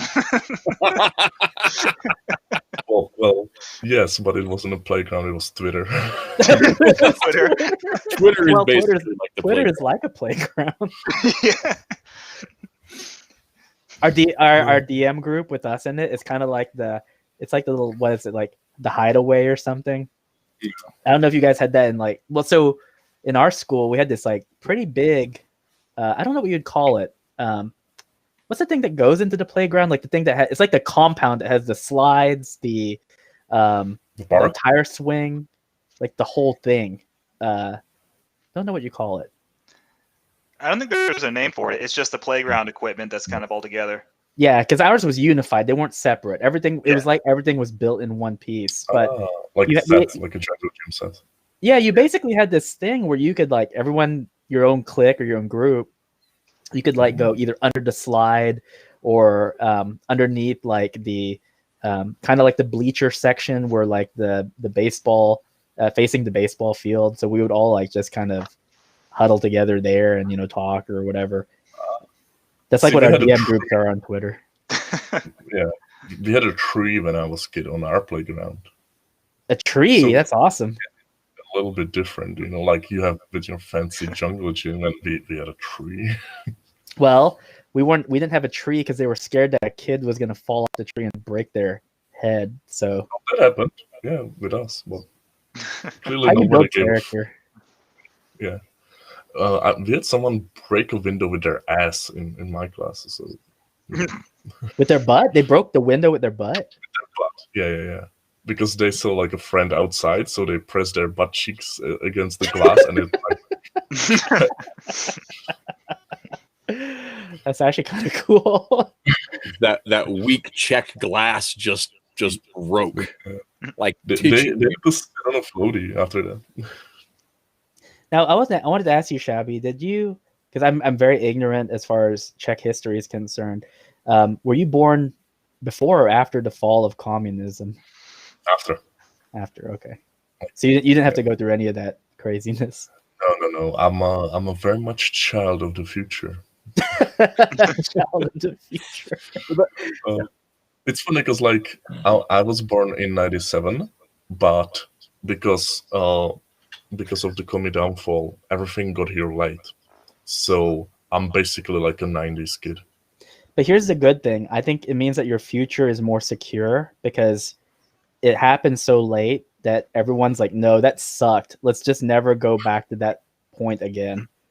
It's funny. They're like one of the only countries that still have like a commie side. Like even though we abolish Really? communism, we still have a political party that's commies. So they're basically just power hungry because they're like, no, that was awesome because man, like it's fun when you're at the top of the totem pole. Man, remember the bread lines? Oh, I miss the bread lines. Those were the best. It's funny though, because like they got like 3% every election for some reason. 3%. But like a really big thing is a guy who was like a whistleblower to the secret police. He has now political side and they won. So it's like, okay, so they just dressed up nicely in a different way. Well, it's a good That's thing to look at because so like a lot of people here are really scared, but I'm like, well, just look at some of the countries in the modern era who went through it and basically rejected it. How long did it take them? Like if you look, like Poland used to be we used to have a stereotype here in America that the Polish were stupid. And it's like that stereotype doesn't even exist anymore. Because when you look at them in terms of where they are compared to their neighboring countries, they're like the envy. There's no terrorism. Their economy is really good. Everyone is fairly traditional. They just seem to be sane, You know what I found out actually recently? Czech Republic is the second country behind US with the loosest gun laws. I believe it because you guys manufacture a lot of guns. All the good guns come from Czech Republic. Yeah, we do. And like I was surprised by that because we don't have the gun culture here, right? But apparently we have fuck ton of guns. Well, I think you do. It's the same thing in Austria. The population is not allowed to own guns, and yet Austria is a fairly big gun manufacturer. But I know from having friends over there, a lot of them bypass the gun laws by getting hunting licenses. Yeah. Because if you have a hunting license, you can pretty much own a lot, not a lot, but pretty good number of them. What I understand here is you have to have a license, which is really easy to get. You just have to go, pass some tests. It's basically like a fishing license. I have that. That was easy to get as well. So it's certainly like, I think it's like that little hurdle you have to go through so people don't do it. Everyone's like, oh, I don't want to do that. Everyone's too lazy, I have to go to like a bureau and fill out paperwork. Fuck it. I'll just use my shitty. I'll tell you something funny. So Mark has a gun. He bought one because of all the riots and stuff. I don't think he's ever fired a gun. It's hysterical. You gotta practice, Mark. Yeah. I do gotta practice. You're right. I'm gonna laugh at Mark. I hope you don't get offended, but I would legitimately laugh if there was a riot and you tried to like shoot the intruder and you ended up shooting yourself. You would laugh. Oh, that's great. I would think it was a tragedy, but I'll be honest, I would laugh. Like, I'd be like, if I blow my brains out, I take all my $1 million ideas with me, and you can starve. That's right, and then I'll laugh because it's ironic. No, in fairness, Mark, the chances of you shooting yourself to death are pretty slim. Hey, it happens to the Clintons' enemies all the time. Oh yeah. I mean accidentally. I don't mean like, on purpose because there's a man with blue gloves and a black suit behind you. I mean, no, what'll happen is I'll shoot myself in my apartment and my body will land on the train tracks. that's how you know that the Clintons were involved. We know all about it. We're from there. No, but I know for a fact that on Pickles' bucket list is to get shot. Is to get shot? Okay, Pickles. Yes. He said that if he ever gets a gun, he's shooting himself in the foot. I guess we all have our goals in life. Yeah, I gotta aspire for something. So once we visit, you guys in Texas. I hope you guys, hey, in brighter futures for next year, I do hope that you guys end up coming here and visiting. That would be awesome. We'll show you a good time. I love that. Yeah, I'm not sure. I was like the play is insane, so Vestri has to do real good. The thing is I honestly believe this, and tell me if I'm wrong on here, but I genuinely believe that there are some people. Pickles is waiting by his PC for his internet to come on. Man, that sucks. Anyway, I genuinely believe that there are Americans all over the world that just haven't gotten here yet, and at the same time, there are a class of people that aren't Americans that were accidentally born here.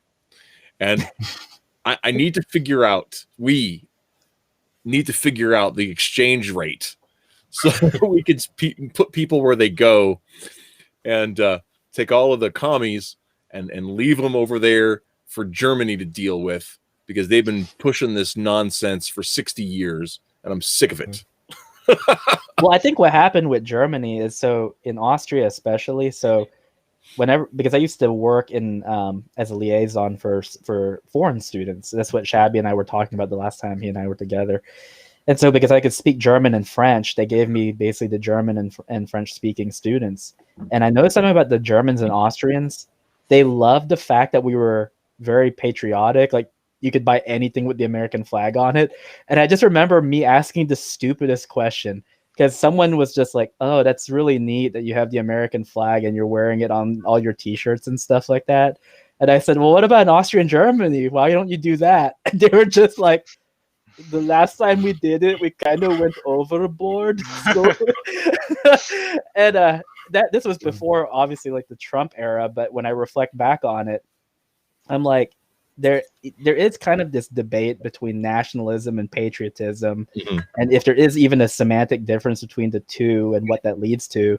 But one thing we always laughed about was we were like, yeah, Germany, they went kind of wild that one time, and so now the pendulum swung too far to the other direction, and so they can never just meet somewhere in the middle. They end up going to the opposite side. In fairness, if you look back over German history, it has always been that way since Hermann in like 700.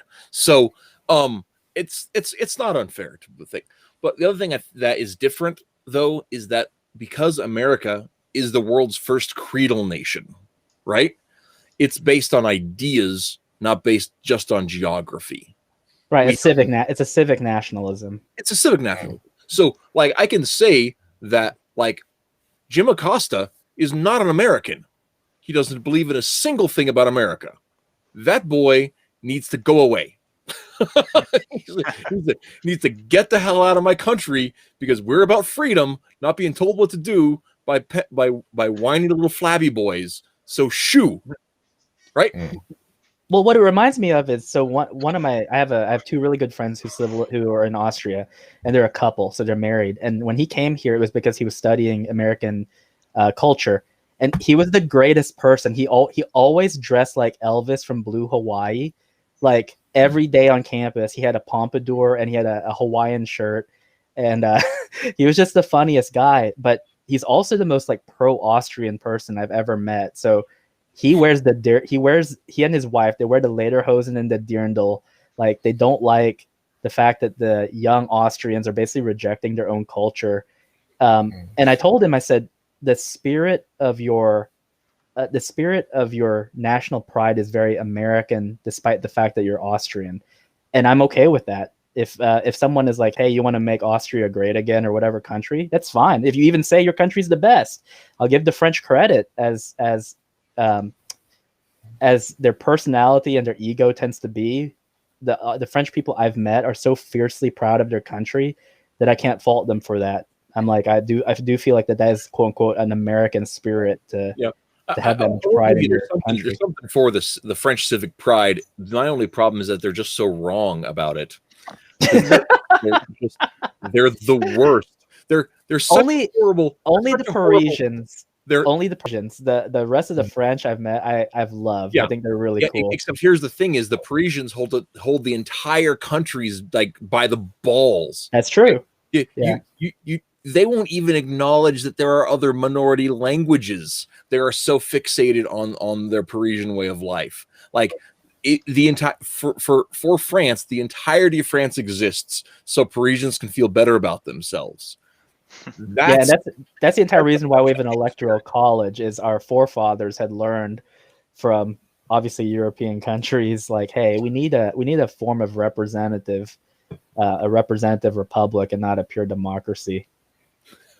You know, it's funny, kind of coming back to the German thing. I think Czech Republic actually accepted more Germans than the other refugees.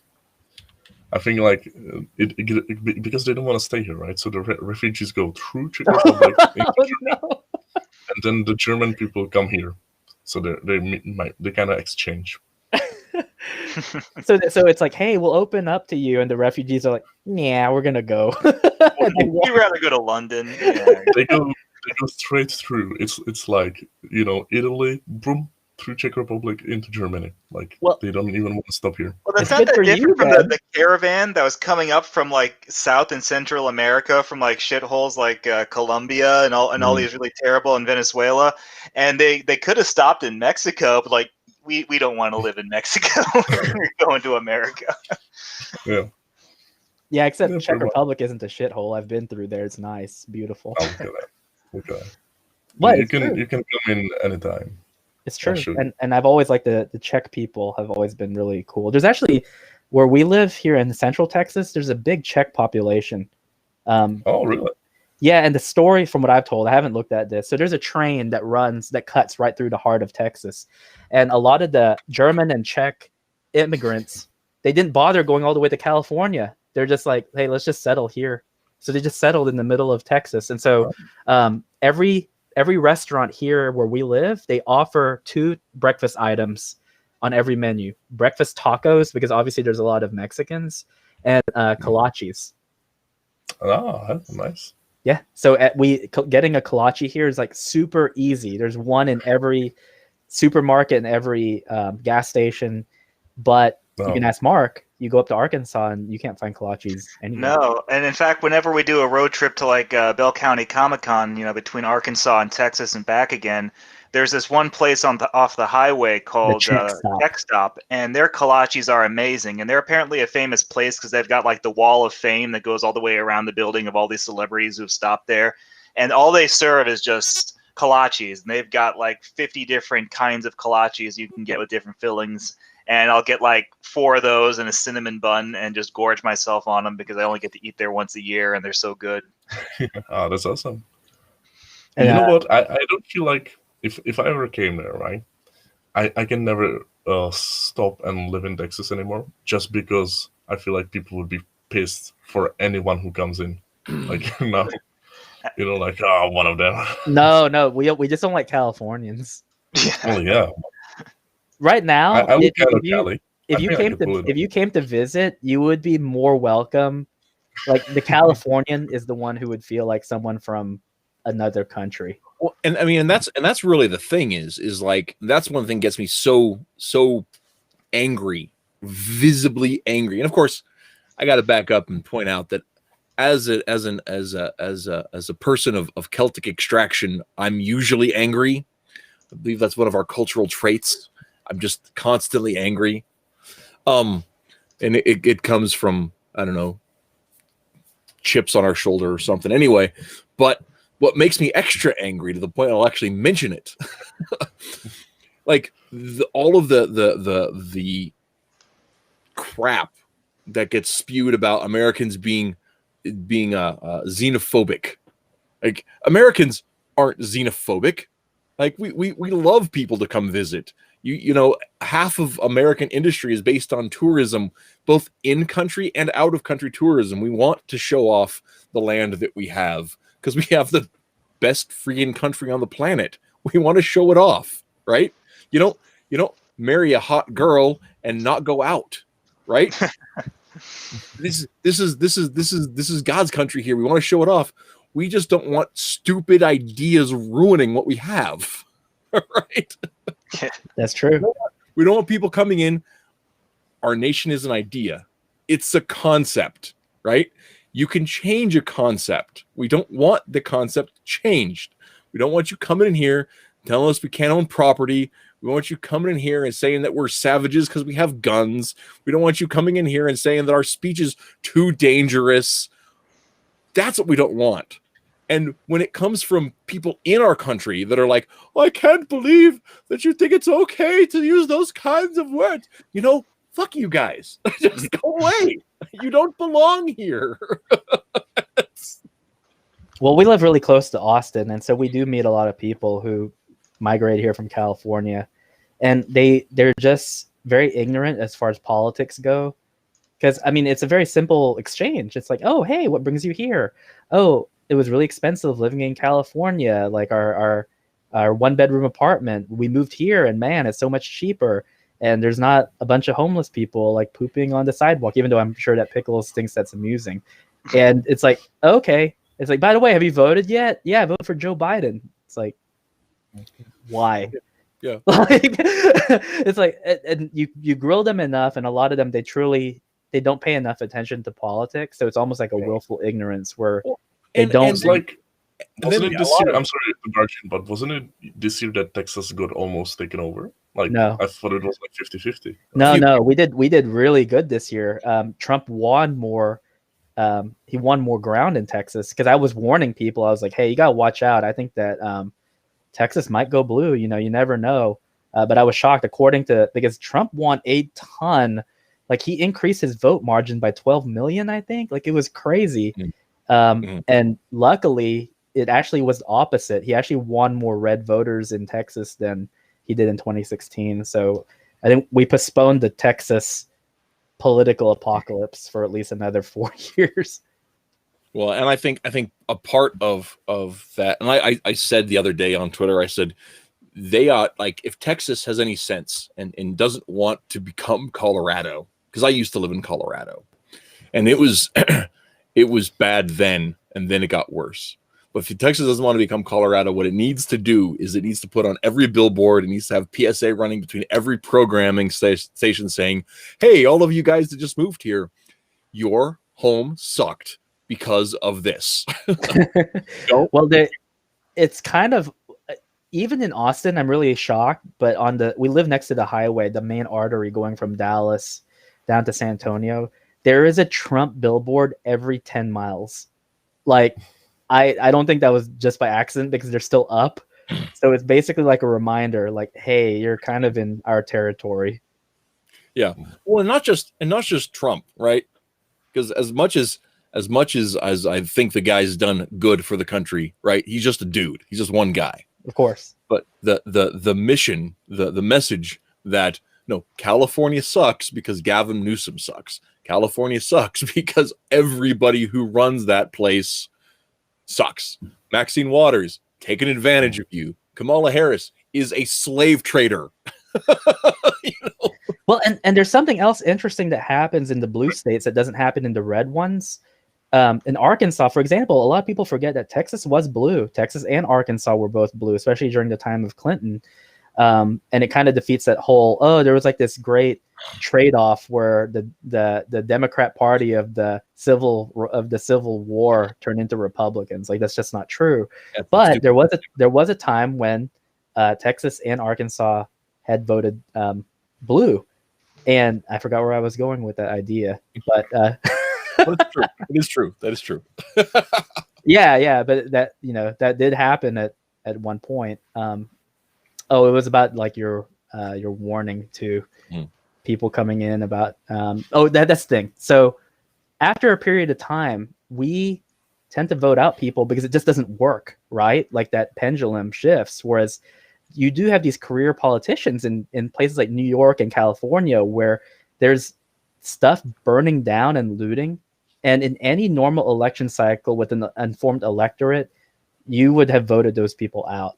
Yes. And they just didn't. And it's like, okay, well, and it's like this, like Nancy Pelosi, right? Right? Like, she's such a horrible wretch of a human being, right? in every way.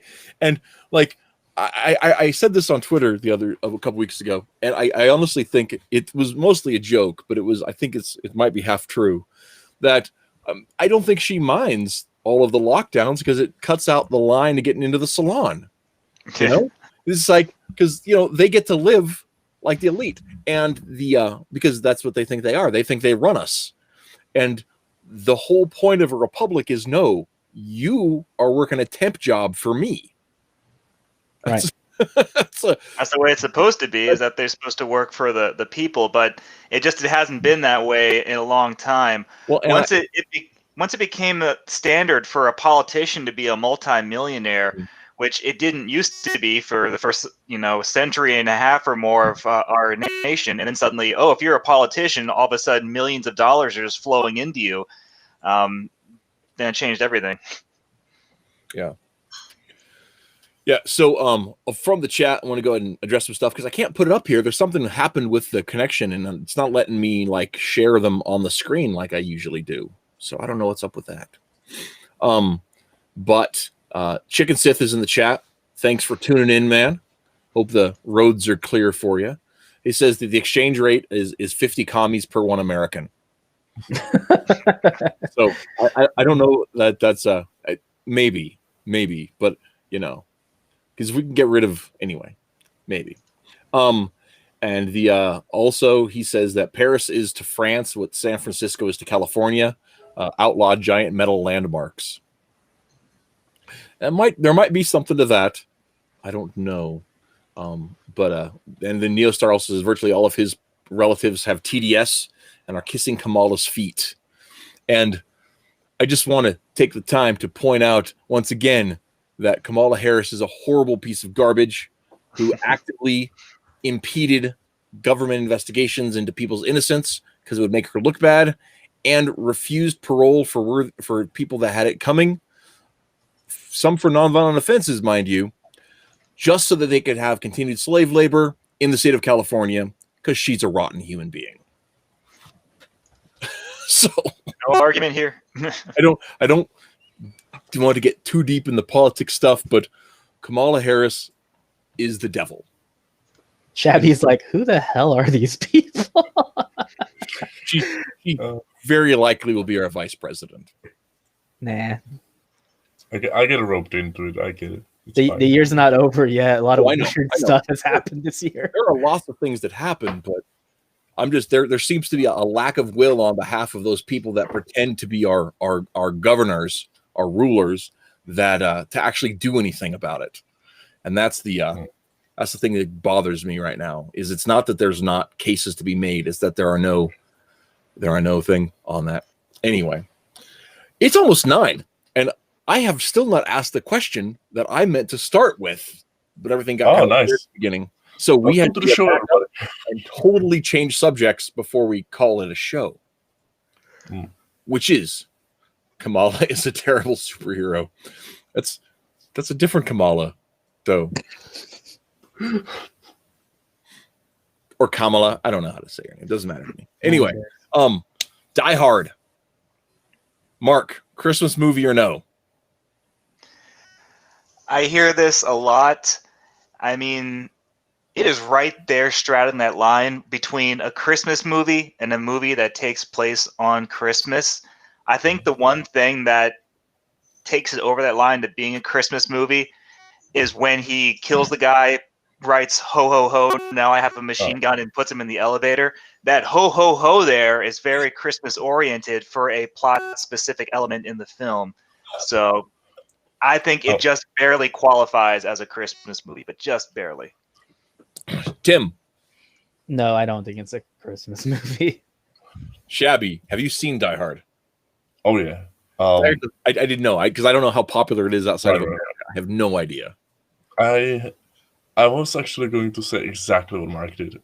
The ho ho ho. Yeah, that's so. I don't think it's the ho ho ho. That's a setting issue, not a theme issue. What makes a Christmas movie is the theme of it, and the theme of virtually every Christmas movie is the idea of transcendence, that there are things beyond our presence that matter. And I think that Die Hard is every bit as much of a Christmas movie as It's a Wonderful Life. And in fact, they're virtually the same movie, except for the killing. Because a lot of Bruce Willis's motivation is, does he belong with his wife and kids? He wants to, but can he even be what he ought to be as a husband and father? That's part of his conflict. And in rescuing her, he's rescuing the family. And that is what George Bailey has to discover in It's a Wonderful Life. So if It's a Wonderful Life is a Christmas movie, then Die Hard also must be a Christmas movie. Well, John McClane is doing that Christmas movie thing where he's like, I gotta make it to the family on time on Christmas Eve, but he's gonna walk over a broken glass and crawl through vents and throw Alan Rickman off a roof before he can get there. But he makes it home in time to the family for Christmas Eve. What if, like, at the end of the movie, instead of a gun strapped to his back, there's like a sack full of toys, and he just chucks it over his shoulder? Well, then he would have died. You can't defeat Hans Gruber with a sack of toys. That's what makes it American. I mean, the spirit of Christmas would help him, obviously. No, you see, the gun is the sack of toys, and the bullets are the toys. He's like, I got a gift for every one of you. Chicken Sith says Bruce Willis saves Christmas for a whole company. He does. See, there you go. Japanese company, though. Yeah. Now we're getting really deep. It's a socio-political message on how you can do anything you can, but you're only serving bring out white globalist corporations. Yeah. The only one who had a Merry Christmas was Nakatomi. Well, that's not true. The board of investors was very happy. Sleeping in the guest room, you know. Can you imagine I like Rickman Grinch? Just throwing it out there. Rickman is the Grinch? He gets thrown off Mount Crumpet at the end. That's interesting. But now he's sent. Well, yeah, I definitely think that, you know, thematically, it's a Christmas movie plus death. So, and I think that, you know, there's a good basis on Christmas movie plus death. Because that's what you know, the Christmas Carol is. You know, I ascribe to the theory that every cop character that's been played by Reggie Bell Johnson has been the same character, and so there's a Reggie Bell Johnson's cop cinematic universe that's like Turner and Hooch, Die Hard, Ghostbusters, and Family Matters all together. That makes Family Matters amazing. Yes, it's the linchpin of all this. Well, and then of all course, and Family Matters was a spin-off of Perfect Strangers. Yep. So that brings that into the universe. Yeah. And so then did Balky's marriage fall apart, and he decides he's gay and becomes the side character from Beverly Hills Cop? You see, now you're getting deep into it, right? I don't like to think about that. They were a cute couple. Let's pretend they had a happily ever after. So, the from the Carl Winslow's recurring character in several films and TV shows. Yeah, and he plays the exact same like character in these pictures. I think maybe that's just Reggie Bell Johnson. Okay, Neostar in the chat says one can make the argument thematically that Die Hard and Home Alone are Christmas films because they are trying to stop naughty people from spoiling the holiday for others. Die Hard is basically an R-rated version of Home Alone. I think it's the other way around, honestly, because Home Alone came after. It was the PG Die Hard, but yeah, it's essentially the same thing. Yep. I mean, they both have eerily similar scenes. The part where like John McClane has to walk barefoot over the broken glass. The part where was it Daniel Stern who has to walk barefoot over the broken Christmas ornaments. Well, and the other thing too, they both feature Irish American leads, which like people don't really point out much, but that's actually like all that needs to be added, like with like a deep fake, is like a scene where Bruce Willis goes. If you ever go back and watch Home Alone, like if you haven't watched it since you were a kid, it came on a cable when I was watching on TV, and the entire premise of that film hinges entirely on one scene, and it's the scene where Macaulay Culkin accidentally shoplifts a toothbrush, and that's why he's afraid to call the cops. That's the entire reason why he doesn't call the cops when the wet bandits show up to his house, is because that one scene where he shoplifted a toothbrush by mistake. And that's the linchpin scene for the whole movie that keeps it from falling apart. I hadn't really thought about that. What about I always this? assumed you didn't want to call the cops because, you're not, being alone by yourself at that age, you just want to get, hauled off to protective custody or whatever. That might have made more sense. What if Die Hard came after Home Alone, and so because they're trying to copy the template, instead of having a team of terrorists take over Nakatomi Plaza, it was literally just Hans Gruber plus one other guy, and it's almost like a torture movie where it's just Bruce Willis like laying these traps, and it's just Hans Gruber and this guy just like getting messed up for 2 hours. It's almost like a video game where they've got to try and make it up the floors, like Donkey Kong. They got to make it up the floors of the skyscraper to face Bruce Willis on the roof throwing barrels at them. It's like the scene where the blonde guy like chainsaws the wires. So in front of that, Bruce Willis switch out these wires, and you see his skeleton as he kind of charges through them. Yeah. Anyway. I was Andrew Clavin's show was today, and I caught like they did a clip of it, and he was talking about how he didn't think that it was a Christmas movie because it was more about the action than about the Christmas, and I just disagree with that because the action is in the cause of these other themes. So I also have, I don't want to get into it today, but I have a big picture theory for the whole franchise, the whole Die Hard franchise, that I think taps into a mythic theme that I don't think the creators even knew they were doing, and I think stumbled on it accidentally. All I know is that those later movies sucked. I was going to say the same thing. The theory is that there's actually only 3 Die Hard movies, and the last 2 never happened. No, actually, I disagree with that too, because it's all about the point of view of the perspective. But I don't want to get into it today because it's not. Okay. Yeah, I gotta go to bed. I have one more day of work before the weekend, so I gotta go. And we've kept Schabby on for all hours. Thanks for coming on, man.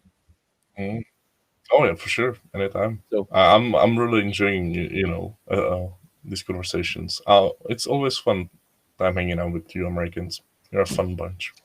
We're silly. Thanks. It's That's- early I don't morning think- where you are, so it's time for early morning before school terrible Czech cartoons.